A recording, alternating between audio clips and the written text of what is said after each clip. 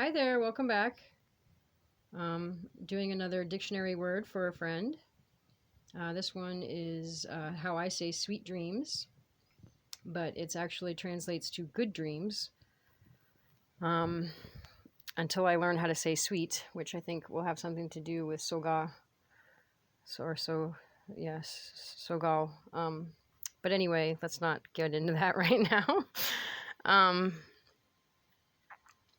So this is Wli lekwaso woganak, and the Wli means good, and lekwaso woganak is dreams.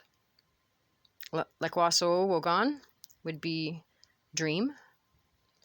So this is Wli lekwaso woganak. And I'm going to repeat it a couple times. Wli lekwaso woganak. Wli lekwaso woganak. Wli lekwaso woganak.